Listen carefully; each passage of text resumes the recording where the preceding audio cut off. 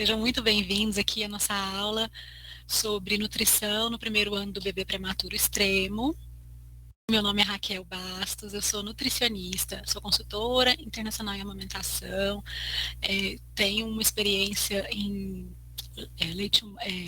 aleitamento materno, porque eu trabalhei no banco de leite humano, banco de leite do Agarran, e atualmente eu sou preceptora da residência multiprofissional em UTI neonatal no Hospital Materno Infantil de Brasília. Então, a ideia da aula hoje é trazer alguns conceitos e definições sobre a nutrição nesse primeiro ano do bebê prematuro extremo. E aí trazer também para vocês algumas referências para a gente começar, dar um start aqui para um estudo mais aprofundado. Pelo tamanho da aula, a gente não consegue aprofundar muito, mas trouxe todos os aspectos relacionados aí com a nutrição desse bebezinho. Então, sempre lembrar que a primeira escolha na alimentação do bebê prematuro, da alimentação enteral, é sempre o leite materno cru. Tá? O leite materno da própria mãe, porque sempre que a gente fala em leite materno cru, a gente tem que lembrar que ele tem que ser da mãe para o bebê. A gente não aconselha e não é utilizado a alimentação cruzada. Sempre que for ser usado o leite de uma outra mãe para um bebê, ele vai passar por todos os processos de pasteurização. Então, esse leite materno, que ele é retirado ali à beira-leito, ele é sempre a alimentação de escolha enteral para esse bebezinho prematuro. Por quê? Porque ele sofre menos perdas de nutrientes. A gente sabe que o leite de uma mãe de um prematuro, ele tem uma característica específica para o bebê prematuro. É um leite que ele fica, ele permanece colostro por um tempo maior. Ele tem uma concentração maior de proteínas, porque a gente sabe também que esse bebezinho prematuro, ele também tem uma necessidade aumentada de proteínas. Vocês vão ver isso mais para frente um pouquinho na aula, sobre essa necessidade de proteína.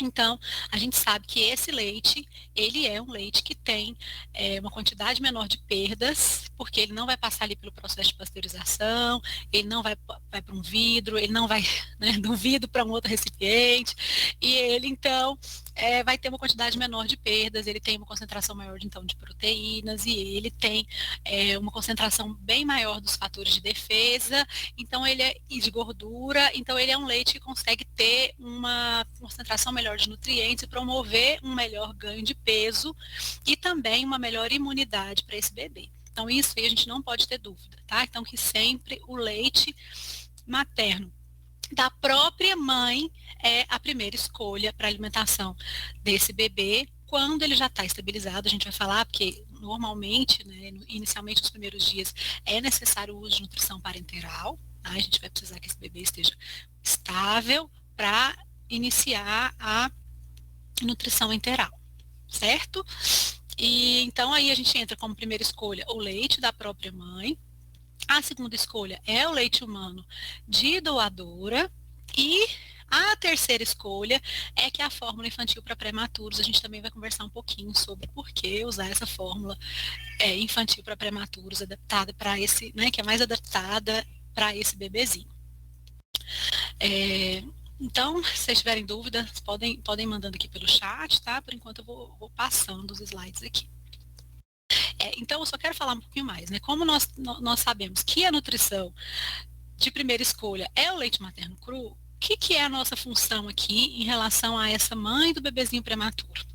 Que ela, assim que ela esteja bem, também estabilizada, porque a gente sabe que ela pode ter passado por algum problema aí, pode estar precisando de uma UTI, mas não, se é uma mãe que está bem, em condições, ela precisa receber em até, no máximo, 6 horas, a orientação sobre extração de leite humano. Tá? Então, existe esse prazo que a gente sabe de 6 horas. O ideal é que ela começasse a extrair leite 1 hora depois do parto.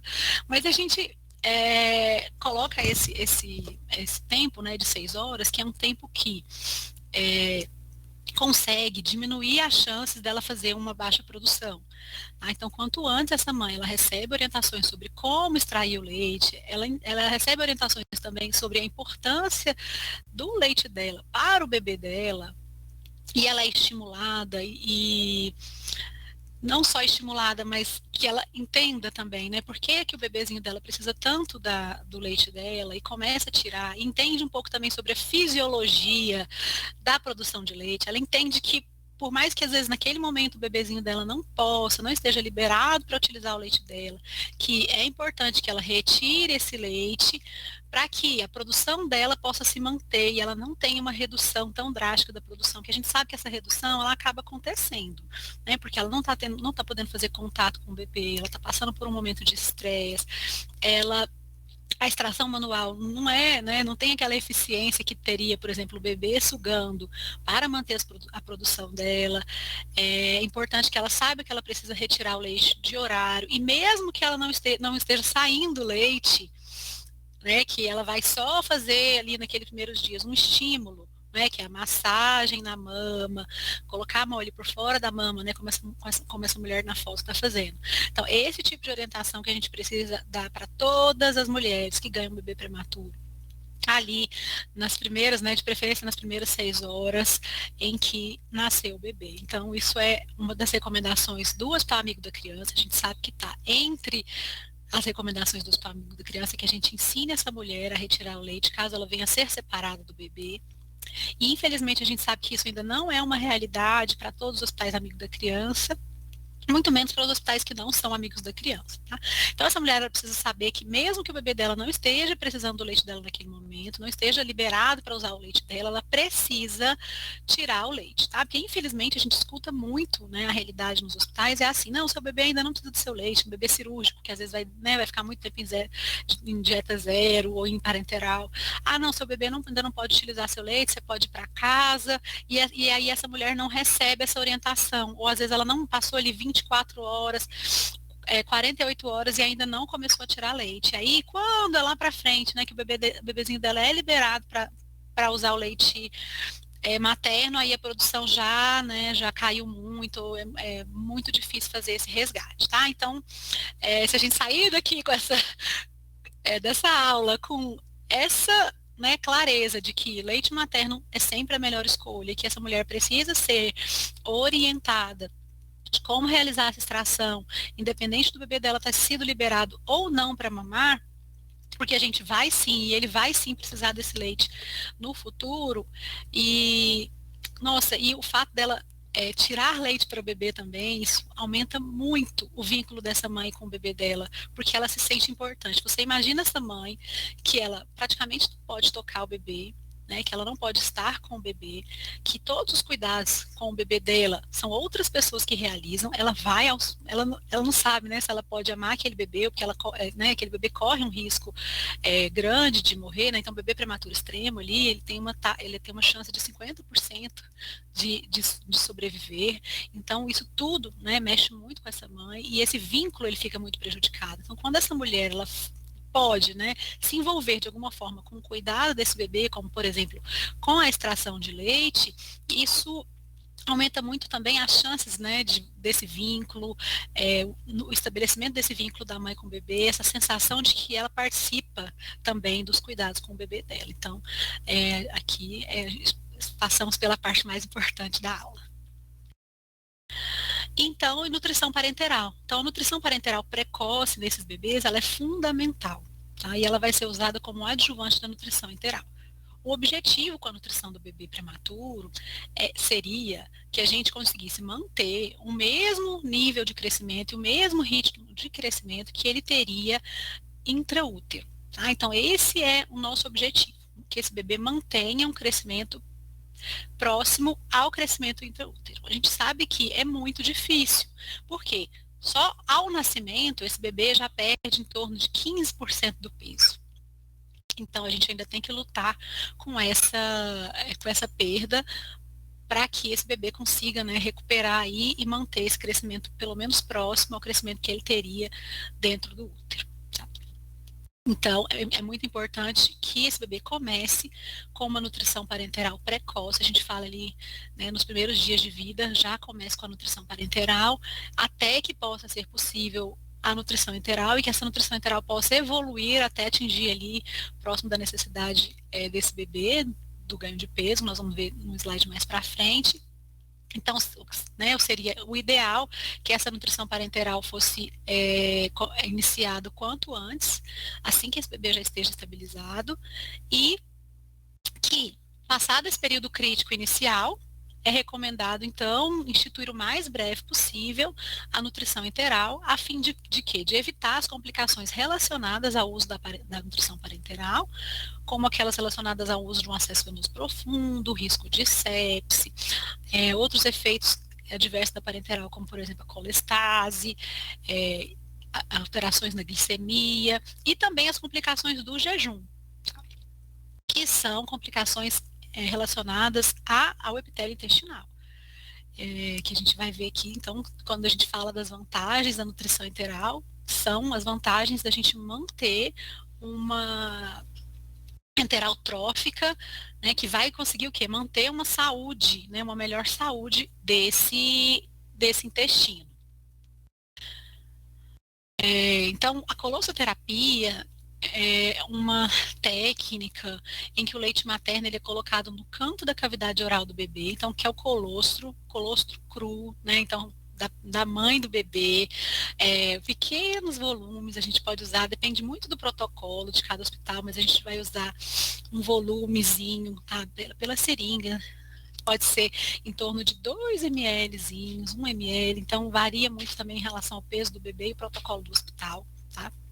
Ele vai ser colocado no canto de cada cavidade oral do bebê, porque ele vai realizar um atapetamento. Então, ele começa esse colostro,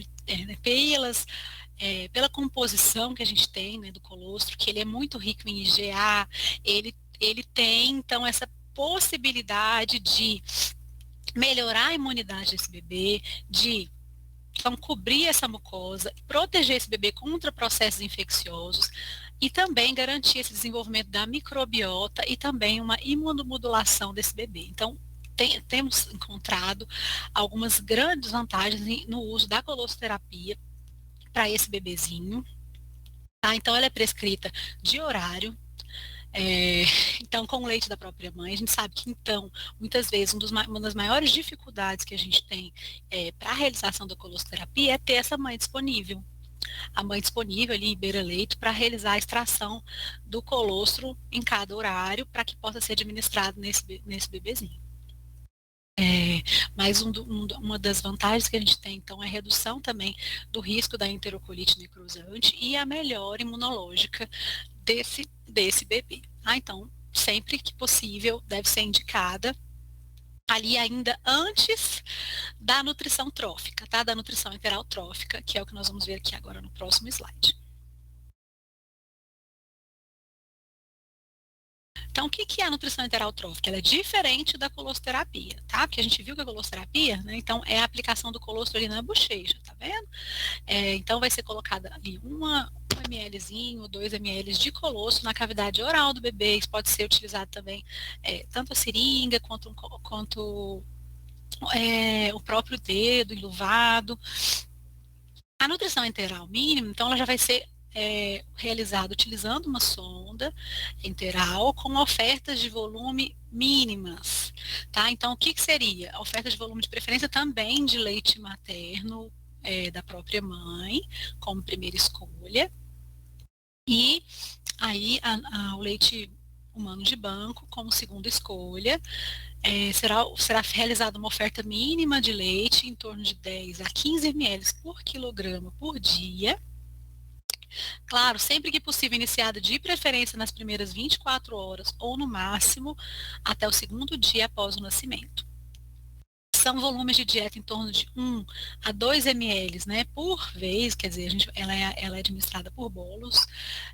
A gente tem uma preocupação em evitar o uso de leite humano por bomba de infusão, porque pode acontecer uma perda grande calórica, né, uma perda grande de gordura ali nessa administração pelo equipo. Então, de preferência, o leite humano, ele é sempre a gente sempre evita, então, a bomba de infusão e vai utilizar esse leite humano na administração por bolos, né, gravitacional. E o que vai ser oferecido de dieta em torno então, de 1 a 2 ml por administração, por horário, que podem ser oferecidos a cada 3 ou 6 horas para esses RNs com menores de 30 semanas de idade gestacional, na primeira, né, ou segundo dia após o nascimento. Isso é o que é preconizado para a nutrição integral. Esse início precoce ele é seguro, sem evidências de aumento do risco de enterocolite necrosante, ou aumento da mortalidade, ou intolerância alimentar. Na ausência de leite humano, pode sim considerar o uso de leite artificial, né, mas sempre como o leite da mãe, primeira escolha, leite do banco, segunda escolha, e o leite artificial é a terceira escolha. E não há evidências suficientes que recomendam a duração máxima de uma alimentação trófica antes de iniciar o avanço da dieta enteral. Isso vai ser avaliado de acordo com a tolerância e com a condição clínica desse bebezinho. Então, falando também sobre a doação de leite, é importante a gente entender que esses bebês internados que recebem leite materno desde o primeiro nascimento, eles se recuperam mais rápido. Então, eles são bebês que, além de terem um tempo de internação menor, eles são bebês também que têm menor número de reinternação.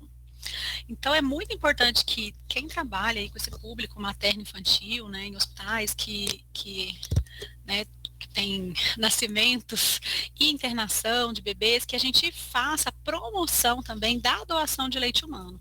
Então, quando uma mulher ela é orientada sobre a importância do leite dela para o tratamento desses bebezinhos prematuros, que toda mulher é capaz de doar leite, como que ela pode fazer a doação, onde que ela pode ligar para doar o leite, orientações sobre doação de leite humano aumentam em até 3 vezes essa mulher ser uma doadora, quando ela recebe essa orientação. Então, muitas vezes as mulheres acham que doar leite é uma coisa muito difícil, ou que ela não pode doar, ou que ela não vai conseguir doar, ou que elas têm essa tendência de achar que elas não têm leite. E aí, quando você explica para uma mãe que, olha, vamos dar um exemplo, ela pode para doar leite, ela pode armazenar o leite dela por até 15 dias. Então, imagina que se ela tirasse 10 ml de leite por dia, que é muito pouco, em 15 dias ela já teria 150 ml. Então, muitas mulheres são capazes, sim, de extrair essa quantidade tão pequena de leite. Então, com pouco, você já ajuda muito uma criança. Então, é importantíssimo que quem trabalha com esse público materno-infantil passe mais essa orientação sobre a importância de doar leite, onde que ela pode ligar para doar, como que ela pode fazer para extrair o leite dela. Todas as mulheres e os pais amigos da criança teriam que sair do hospital sabendo como tirar seu próprio leite. Isso faz parte dos passos do hospital amigo da criança. E a gente sempre lembrar, assim, que sim, o leite humano é a primeira escolha, e que o leite da própria mãe a primeira escolha. Então, não podendo usar o leite da própria mãe, de preferência o leite humano de banco, tá? Que é um leite que aí passa por todos os procedimentos de controle de qualidade, de pasteurização, e aí vai ser sim a segunda, a gente brinca que é a medalha de prata, então a gente sempre fala isso para a mãe, porque às vezes ela fala, mas meu bebê já está recebendo leite materno. Aí a gente explica, não, o leite do banco é a medalha de prata. Por quê? Porque como ele passa por um procedimento, vamos lá responder, como ele passa por um procedimento, ele perde alguns nutrientes, ele não tem tanta imunidade com a imunidade própria, que você pode passar a sua imunidade para o seu bebê através do seu leite. Vou responder a pergunta. Então, o leite extraído em casa deve ficar em qual temperatura e por quantos dias? Então, o leite extraído em casa é o seguinte. Imagina que a mãe está usando para o próprio bebezinho dela. Então, se ela vai tirar para um uso rápido, ali, ele pode ficar até 12 horas em geladeira, tá? Então, ela tirou o leite porque ela vai sair para fazer uma compra, por exemplo. Ela pode deixar em geladeira por até 12 horas. O leite cru, tá? Então, nós estamos falando aqui só do leite que ela tirou em casa, tá? Aí ela tirou em casa, por exemplo, para doar. O ideal é que ela faça essa extração, vamos supor, ela vai usar um copo fervido, ela vai usar uma bomba extratora, ela vai fazer a extração e ela vai imediatamente colocar eu tinha até um vidrinho de leite aqui, ela vai imediatamente colocar esse leite no vidro, tá? E aí ele vai formar uma camada, vamos supor, ele vai ficar um fundinho lá congelado.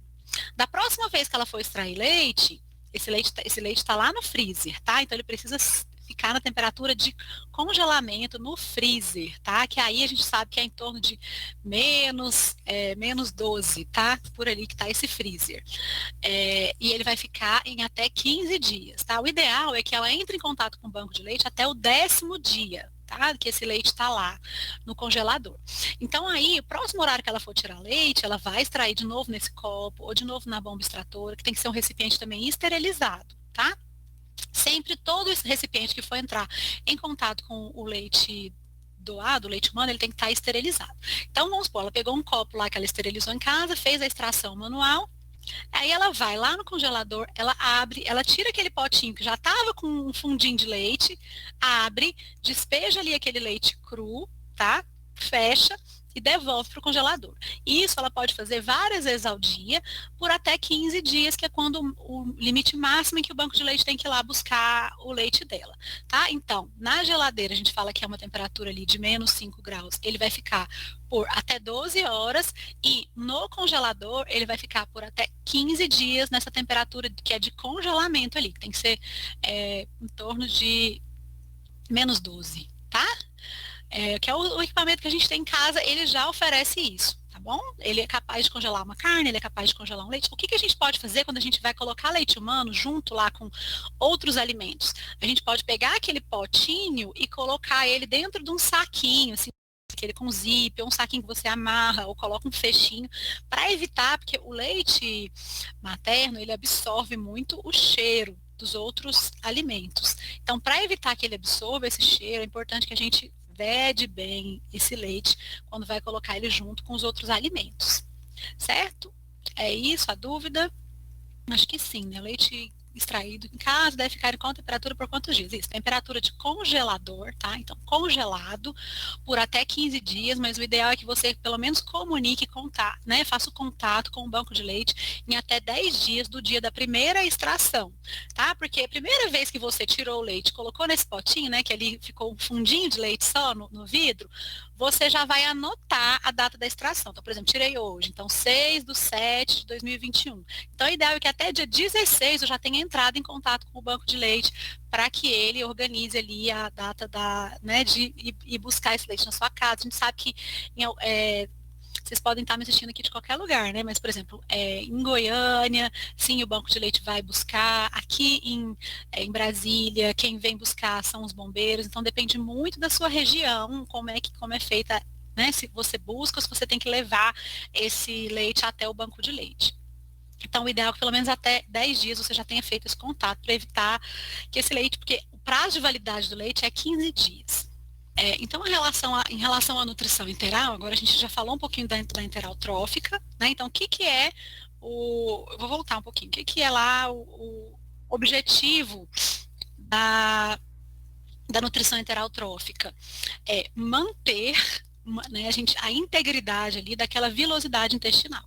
Porque quando o intestino ele fica muito tempo sem receber nutrientes, o que acontece? Ele vai ficando com uma mucosa mais fina e ele vai aumentando o risco da enterocolite necrosante. Então, ele vai ficando sem as vilosidades. Então, imagina que o intestino era, né, ele é assim, cheio de vilosidades. As vilosidades são a parte da mucosa em que ajuda na absorção dos nutrientes. Então, esse intestino ele vai ficando inflamado, vai ficando liso. Quando a gente usa a nutrição enteral trófica, o trofismo é isso, né? Ele vai fazer com que o intestino esteja mais saudável, tá?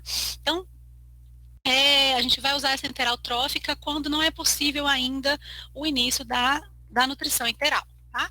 Aí, quando, sim, esse bebezinho, né, é possível que inicie a nutrição enteral, nós devemos começar com volumes pequenos, tá? Que devem ser aumentados. A gente pode começar com 20 ml por quilo dia, se esse bebezinho está clinicamente estável, essa dieta está sendo bem tolerada, e você vai aumentar nessa proporção. Então, para cada dia que esse bebê tolera bem, a gente pode aumentar em 20 ml por quilograma por dia o volume dessa nutrição enteral, tá? E vamos observar esses sinais de que esse bebê está tolerando bem a dieta. Tá bom? O que são esses sinais de que ele está tolerando bem a dieta? Então, Não necessariamente a gente vai observar distensão abdominal, então o bebezinho às vezes está distendido por outros motivos, isso não vai contraindicar a nutrição enteral. Resíduo gástrico, nem sempre ele vai ser avaliado, tá? Então esse bebezinho vai ser avaliado quanto a vômito, então, e estado geral, diarreia, tudo isso a gente vai avaliar, tá bom? Para poder ir progredindo essa dieta nesse volume, né? Então é um volume relativamente cauteloso, porque você imagina se a gente está falando aí de um bebezinho que tem 1 quilo, né? Então a gente vai aumentar 20 ml por dia, não é por dieta, tá? Então é realmente um aumentar de volume lento, mas que de preferência esse bebê ainda esteja recebendo uma nutrição parenteral, para a gente evitar que aconteça um agravamento dessa desnutrição nesse bebê, que normalmente é um bebê que sim, ele desnutre porque a gente não consegue nutrir ele da forma que a gente, né, que ele estaria sendo nutrido dentro do corpo da mãe, que é o nosso objetivo, né? Nosso objetivo seria manter esse mesmo crescimento que ele teria se ele estivesse dentro do útero. Em relação à fortificação do leite humano, né? Porque quando a gente fala, né, que o leite humano da própria mãe, ele é o padrão ouro, esse leite humano da própria mãe, muitas vezes ele não precisa ser fortificado, tá? O bebê ele consegue ter um ganho de peso com o leite da própria mãe.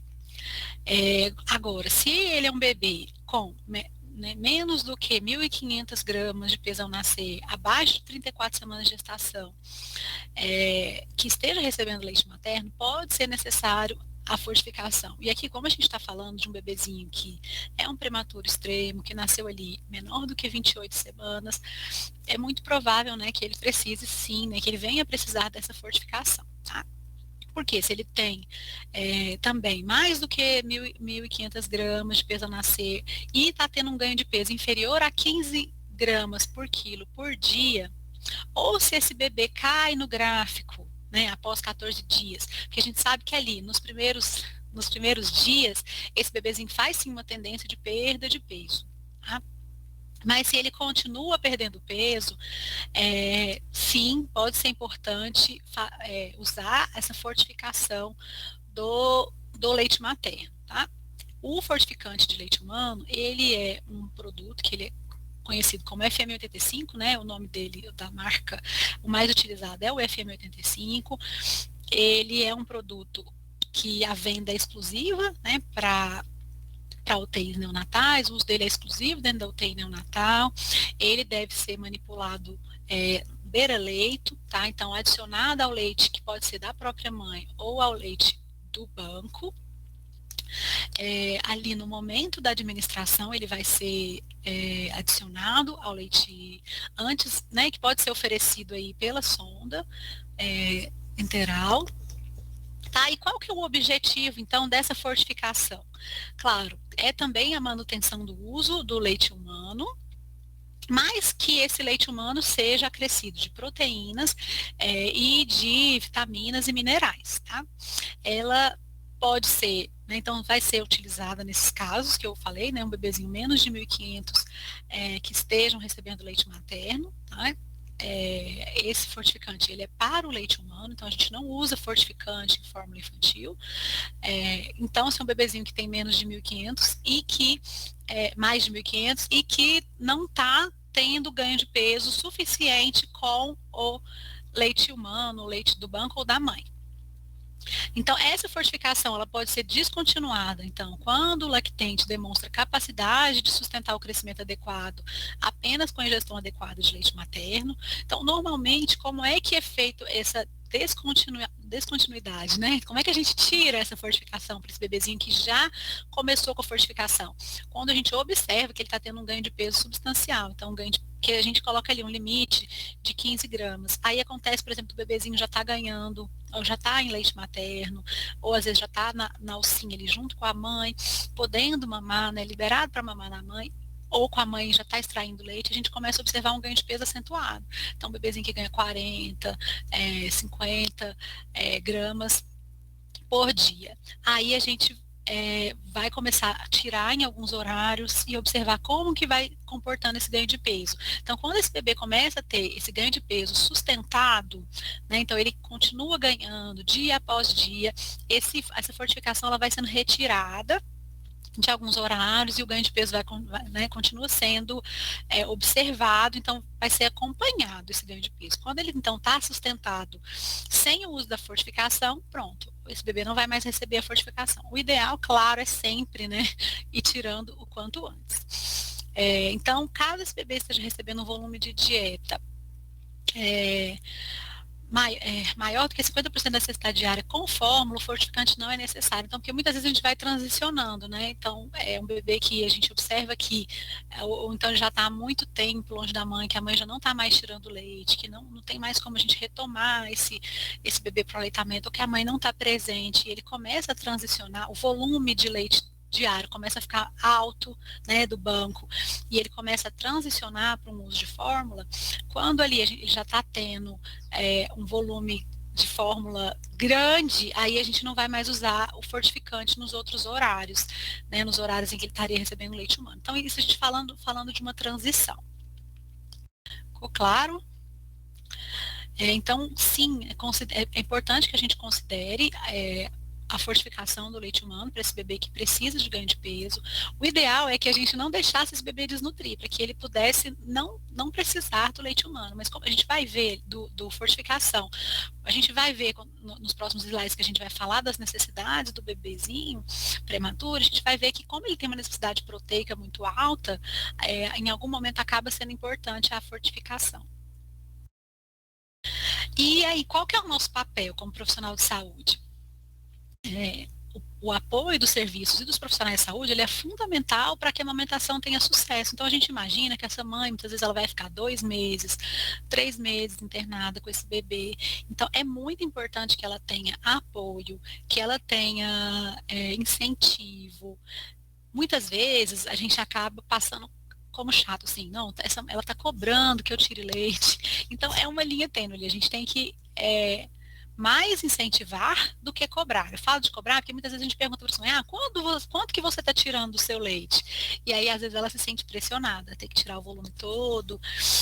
Mas, ao mesmo tempo, eu acho que é importante, sim, que a gente, né, dê essa responsabilidade para a mãe, para que ela tire o leite, que a gente incentive, que a gente esteja sempre tendo cuidado também com essa mãe, porque ela está passando por uma situação muito delicada, muito difícil e muito estressante, e que, claro, que sim, isso interfere na produção de leite dela, mas o apoio dos serviços, o apoio do profissional de saúde é super importante para que essa amamentação tenha sucesso.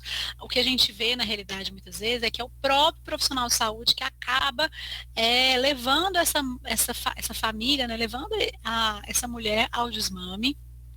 Infelizmente, muitas vezes ela é orientada de que o bebê não precisa do leite dela, de que naquele momento ela não precisa tirar leite, e o que a gente sabe é que isso não é verdade, tá? Então ela sempre precisa tirar leite, independente do bebezinho dela estar precisando daquele leite naquele momento ou não, em algum momento ela vai precisar, né? E seria o importante que a gente fizesse esse retorno e esse resgate à amamentação.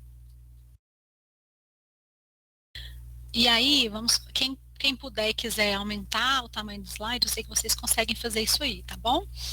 Porque a gente vai falar um pouquinho aqui das estimativas das necessidades nutricionais para um crescimento pós-natal semelhante aos de fetos com a mesma idade gestacional. Então, lembra que eu falei que isso é o objetivo? Então, nós temos esse objetivo de manter um crescimento semelhante ao que o bebê teria dentro do útero. Então, o que a gente tem aqui? Uma estimativa de quanto é que esse bebê deveria ganhar, tá? Então, a gente vê entre bebês entre 500 e 700 gramas deveriam ganhar 13 gramas dia, entre 700 e 900, 16, entre 900 e 1.200, 20, entre 1.200 e 1.500, 24, entre 1.500 e 1.800, 26 gramas dia. A gente usa, né, no serviço que eu trabalho, uma recomendação mais ou menos, né, um padrão aí, entre 15 gramas dia, que é o que a gente espera que esse bebê ganhe, tá? E aí, claro que a gente, né, também não quer que esse bebê ganhe demais, a gente vai falar sobre isso também. Por quê? Porque a gente sabe hoje que esse bebê que ele ganha muito peso e que ele tem um catch-up muito elevado, ele tem no futuro risco maior de ter doenças cardiovasculares, obesidade, diabetes. Então, o ideal que a gente quer é que esse bebê chegue na curva dele, né, que sim, que ele ganhe peso, que ele evitar a desnutrição ali, né, depois do nascimento, mas que não seja um catch-up muito rápido. Que era o que se buscava antigamente e que muitas vezes levava ao uso de proteína do leite de vaca, né, proteína adaptada do leite de vaca, e o que a gente sabe hoje é que essa proteína de fonte do leite de vaca, ela é uma proteína obesogênica, então ela pode aumentar muito a chance desse bebezinho que nasceu prematuro ter uma obesidade no futuro, que é uma coisa que a gente não imagina, né? Então, assim, eu vejo muitas vezes, né, mães, assim, que tiveram bebês prematuros, falam, nossa, ele era tão pequenininho, olha hoje como que ele tá gordinho, né?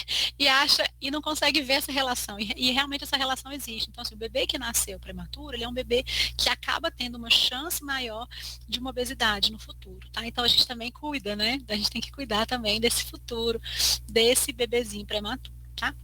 Então, a necessidade proteica aqui inicial, né? Então, o bebezinho ali nessa primeira faixa de peso, de 500 a 700 gramas, uma necessidade de proteína que, pela parenteral, é 3,5 gramas, e se ele está recebendo nutrição enteral, 4, porque a gente sabe que tem as perdas, né? E aí, então, você vê que é uma necessidade proteica elevada, em torno de 3,2 gramas de proteína. E aí, quanto que é a necessidade energética? Se ele está em parenteral, em torno de 89 calorias, e aí a gente vai elevando, né, ali até 109, de acordo com o peso do bebê. Enteral de 105 até 128, e a proteína por energia, então gramas por 100 calorias. Na parenteral 3,9, enteral 3,8, a gente vai aí tendo uma redução, né, de proteína por volume para esse bebezinho maior, tá? Então eu trouxe uma outra referência para vocês, as referências são todas no final, essa primeira referência aqui é do livro do Paulo Margoto, que é um livro do meu serviço, né, eu trouxe para vocês a referência. E essa última é a referência aqui do Ministério da Saúde, tá? Que também está lá no finalzinho, vou mostrar para vocês. Então, a gente também tem aí a quantidade, né, de ganho de peso por quilo, né, por quilo de peso, de acordo com o que o nenenzinho vai crescendo. Necessidades energéticas também, né, o que é o gasto desse bebê em repouso, o que é a necessidade na nutrição parenteral, na nutrição enteral, que é a mesma, tá? A mesma referência, necessidades proteicas também. E aí aqui a gente tem a tabelinha que fala também um pouquinho sobre a necessidade hídrica, tá? Que a gente sempre faz o cálculo da taxa hídrica desse bebê, principalmente se é um bebezinho que é cardiopata ou que é pneumopata, ele pode ter uma necessidade de restrição hídrica, e aí a necessidade dele é um pouquinho diferente, fica um pouco mais difícil evoluir a dieta desse bebê, tá? Mas aí a gente tem também essas referências todas do que o bebê precisa de água, tá? Do que ele precisa de proteína. Então, é uma necessidade proteica alta. Por isso que muitas vezes é importante, sim, fazer a fortificação do leite materno, nesses casos, para esse bebê, claro, pelo menor tempo possível. Tá?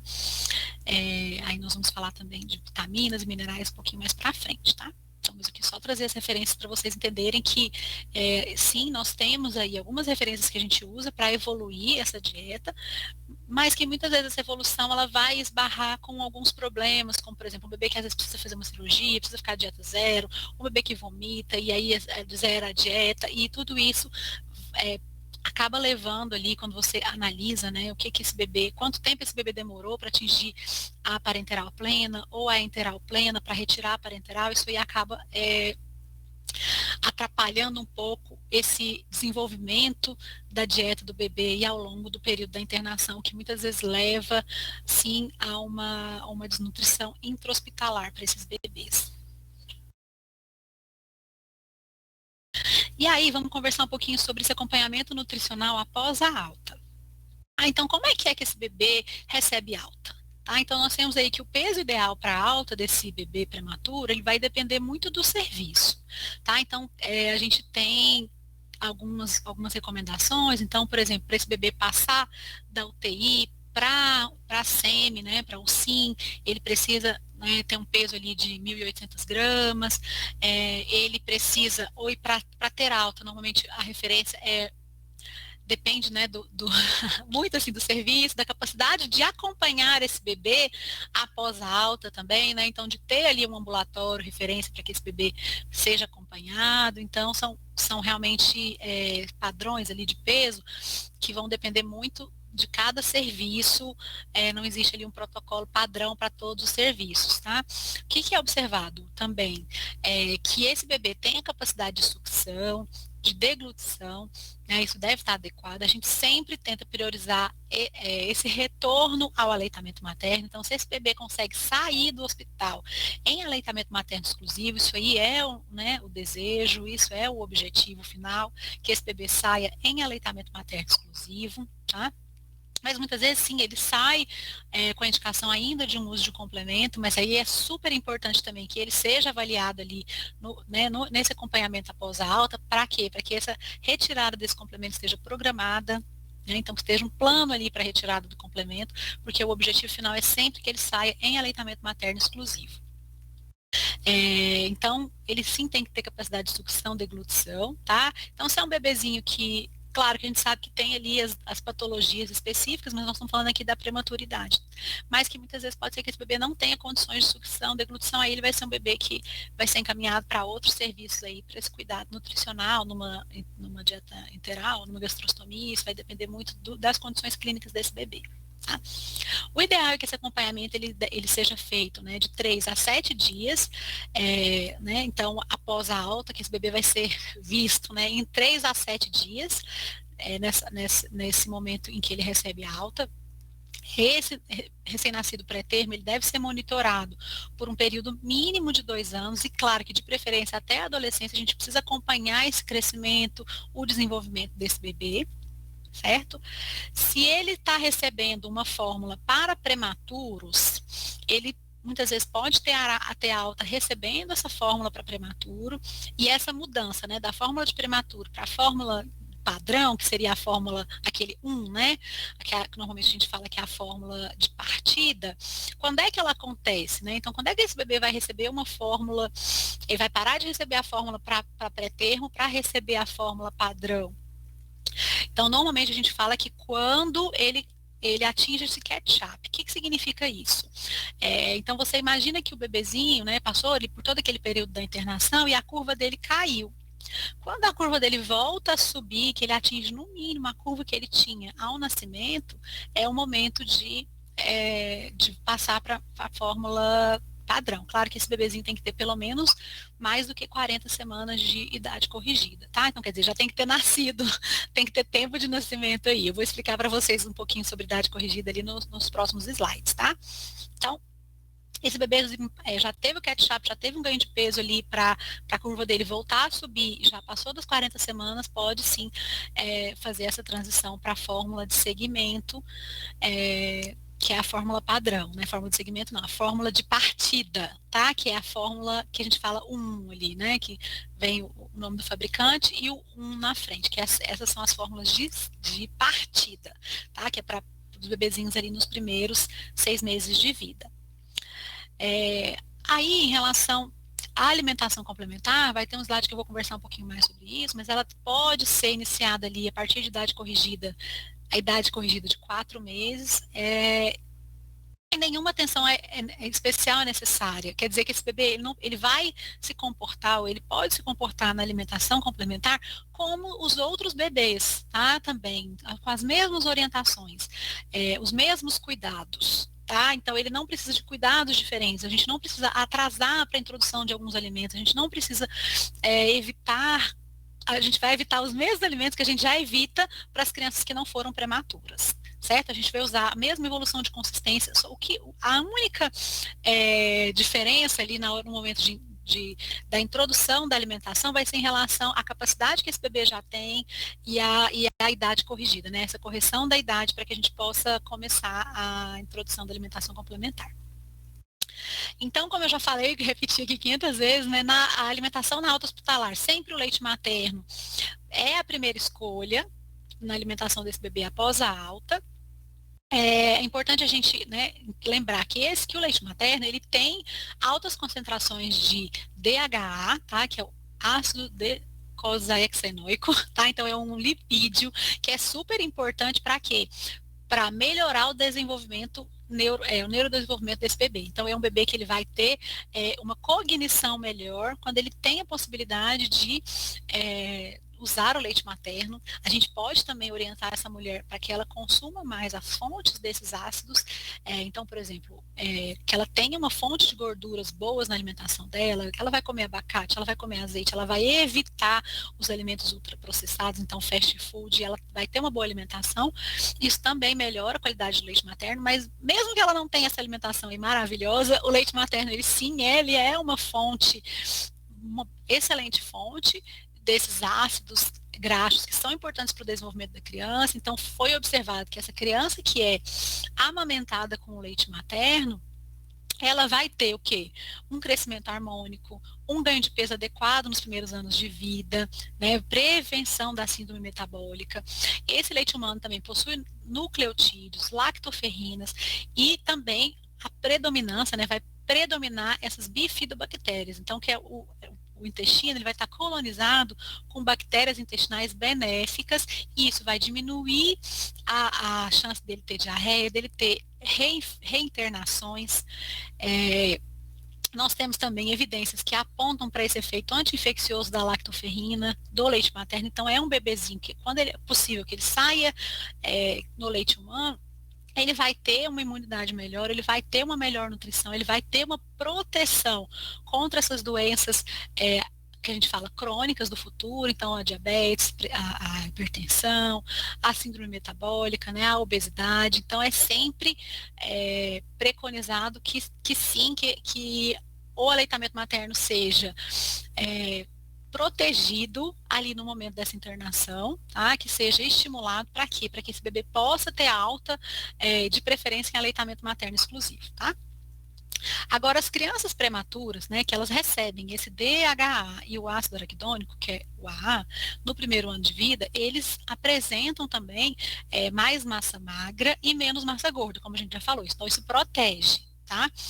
Então, também é importante que se esse bebê vai ter alta hospitalar, que se não é possível o leite materno, que ele receba um leite suplementado com esses ácidos graxos, tá? Então, ele vai sair, né, de preferência se ele ainda não passou pelo catch-up, com a fórmula para prematuros e de preferência quando ele vai para a fórmula de partida, que também seja uma fórmula adicionada desses ácidos graxos.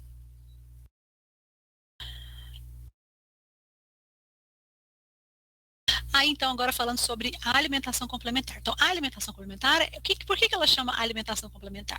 Porque ela vem, né, é o alimento que vem para complementar o leite materno, que vai ser continuado até os 2 anos ou mais. Então, a gente chama de alimentação complementar a alimentação desse bebê enquanto ele é um lactente. Então, é importante a gente lembrar que o bebê continua sendo um lactente até os 2 anos de idade.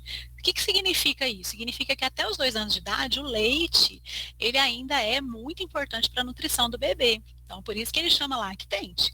Tá? Por quê? Porque vai ser ali a base da alimentação. Tá? E o início da alimentação e a substituição do leite pelo alimento, ela vai acontecer de forma progressiva ali ao longo desses 2 anos. Então, o cuidado que a gente tem que ter na alimentação complementar é não exigir que esse bebê deixe a fórmula ou deixe o leite materno de forma precoce para substituir isso pelo alimento. É importante que a gente entenda que isso é um processo e que vai acontecendo de uma forma progressiva do momento da introdução até os 2 anos, por volta dos 2 anos, certo? E que ao longo desse processo aí, que vai durar aí 1 ano e meio, né, de 6 meses até 2 anos, é natural que o bebê aceite melhor ou pior aceitação, tem dia que ele come melhor, tem dia que ele não come, porque esse é o momento em que ele está tendo um contato inicial com aquele alimento. Nosso principal objetivo aí nesse período da alimentação complementar é que esse bebê conheça os alimentos, conheça as consistências, conheça os sabores, e que tenha um bom relacionamento ali com a comida, tá? Então, é muito natural, não, vamos colocar, é muito frequente que o bebezinho prematuro, ele tenha algumas dificuldades com a alimentação. ele pode passar por algumas ele tem, né, uma incidência maior de dificuldades alimentares. Então, é um bebê que pode ter, sim, uma recusa maior em relação à alimentação, uma dificuldade ali para se alimentar, e vai depender muito também desse desenvolvimento motor do bebê. Tá? Então, o início da alimentação complementar, ela vai depender muito da maturidade neurológica dessa criança. Então, a gente vai empregar sempre a idade corrigida para essa decisão, tá? Ela pode sim, né, ser uma idade corrigida de 4 meses, mas na maior parte das vezes ela vai acontecer próximo dos 6 meses de idade corrigida, tá? Mas esse bebezinho, a gente tem ali um limite. Esse bebezinho, ele tem que ter pelo menos 5 quilos. Tá? Então, a gente não, né, se esse bebê tem ali os 6 meses de idade corrigida, mas que ainda não completou aí esses 5 quilos, vai ser preciso esperar um pouquinho mais. E por que a gente usa esses 6 meses de idade? Porque aos 4 meses, esse bebê já começa a conseguir engolir, né, um bolo alimentar, ele consegue às vezes lateralizar e engolir. Mas que por volta dos 6 meses é que a gente já tem aí a capacidade de mastigação desse bebê. Então, isso vai ter sempre que ser analisado de forma individual. Então, é muito importante que esse bebezinho que foi prematuro, ele tenha esse acompanhamento aí individualizado para decidir esse momento da introdução e para acompanhar essa introdução alimentar. Tá bom? Que essa decisão seja feita, a gente fala, né, não tem uma recomendação para todos os bebês, ela precisa ser feita de forma individualizada, observando essa maturidade neurológica do bebê. Então a criança tem que ter pelo menos 5 quilos, e aí a gente já vai observar ali algumas capacidades, será que ela já consegue ficar sentada sozinha, assim, com o mínimo de apoio, ela já está sustentando a cabeça, o pescoço, isso tudo é muito importante, tá? Então como é que eu vou calcular essa idade corrigida? Tá? A gente faz isso para esse bebezinho sempre que for colocar ele na curva da OMS, porque a gente, para avaliar o bebê prematuro, a gente usa uma curva que chama curva de Fenton. Então a gente vai usando essa curva até 40 semanas ou até 64, depende muito do serviço. Depois que a gente já não está mais usando, né, essa curva específica para o bebê prematuro, a gente começa a usar a curva da Organização Mundial da Saúde, que é a mesma que a gente usa para todas as crianças, né, para avaliação de peso, crescimento, circunferência, né, do perímetro cefálico, a gente vai usar a mesma curva que a gente usa para todos os bebês. Só que a gente sempre, para o prematuro, vai precisar corrigir a idade dele. Então, como é que a gente faz essa correção da idade? A gente vai pegar ali a idade cronológica, quer dizer, os dias de vida deles, e aí vai pegar, por exemplo, esse bebezinho nasceu de 28 semanas, aí você vai tirar 28 semanas de 48 semanas. Quanto que deu isso? Aí a gente tira da idade cronológica dele, para a gente saber quanto tempo é que esse bebê tem de verdade, tá bom? Então, a gente sempre vai considerar essa idade descontado, né, do quantas semanas ele nasceu, tá? Então, isso é super importante para fazer avaliação, para fazer decisão do momento de entrar com a alimentação. Então, se é um bebezinho que nasceu aí 2 meses antes, a gente vai ter que tirar esses 2 meses da idade dele. Lembrar que ele só nasceu, né? Então, a gente faz isso assim, não, ele só nasceu quando ele já tinha 2 meses, tá bom? Em relação a suplementos, tá? A introdução da suplementação com ferro e vitaminas, ela vai iniciar normalmente na internação. Então, esse é um bebezinho que já começou a receber o suplemento de vitaminas na internação, tanto de vitaminas quanto de ferro. Tá? Então, normalmente as vitaminas elas vão entrar com 10 dias de vida, claro que vai depender desse bebê estar estável ou não, e o ferro entre 15 dias a 2 meses. Tá? Então, a dose mínima de vitamina D é de 200 UI por dia, né? Então, vai ser de uma gotinha. E a quantidade do ferro, ela vai ser a quantidade de ferro que vai ser ofertada, ela varia com esse peso ao nascer. Então, acima de 1.500 gramas de nascimento, a partir de 30 dias de vida, ele vai usar 2 miligramas por quilo por dia durante 1 ano. E 1 miligrama por quilo por dia no segundo ano de vida. Os nascidos entre 1.500 e 1.000 gramas vão usar 3 miligramas por quilo por dia durante 1 ano. E mais, né, 1 miligrama por quilo por dia entre 1 e 2 anos de idade. Agora, aquele bebezinho que nasceu com menos de 1.000 gramas vai usar 4 miligramas por quilo por dia durante 1 ano e depois 1 miligrama por quilo por dia no ano seguinte, tá?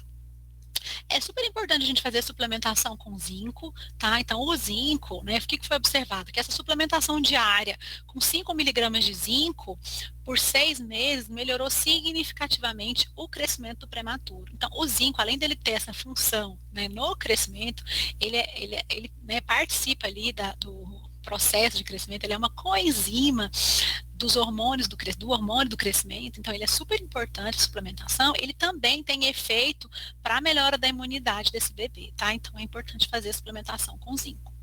Se tiverem dúvida também, a gente sabe que tem as teleconsultorias, tá? Que vocês podem mandar a dúvida, tá bom? Eu vou encerrar a aula convidando vocês a apoiar, né, essa mulher que amamenta, né, quem trabalha em serviços, sempre que possível, apoiar essa mulher na manutenção do aleitamento materno nessa fase que a gente sabe que é muito difícil, que falta esse contato com o bebê, e que muitas vezes ela não tem muito incentivo, e que é muito difícil, porque ela está separada do bebezinho dela, mas que vocês incentivem essa mãe a tirar leite, continuar amamentando, porque o leite dela é muito importante para o bebê dela, tanto durante a internação quanto depois da alta. Certo? É isso, o leite humano, né? É o melhor produto, vem na melhor embalagem. Essa pergunta sobre o leite extraído eu já respondi, né, ao longo da aula, e aí eu trouxe para vocês as referências, que então são o livro do Paulo Margoto, tá?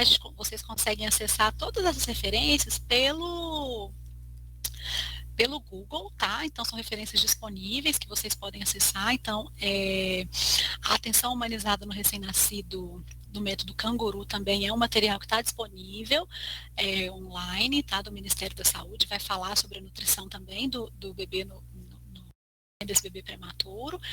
E o livro também, Atenção à Saúde do Recém-Nascido, volume 4, ele fala também sobre esses bebezinhos prematuros e também está disponível no Google, tá? Muito obrigada, tá, pela presença de vocês aqui na aula, certo? Quem também está assistindo a aula gravada pode também mandar suas perguntas pela teleconsultoria, tá bom? Foi um prazer estar aqui com vocês, espero que tenha esclarecido alguns aspectos relacionados com a nutrição desse bebezinho prematuro, e muito obrigada aqui pela presença de todos, até a próxima.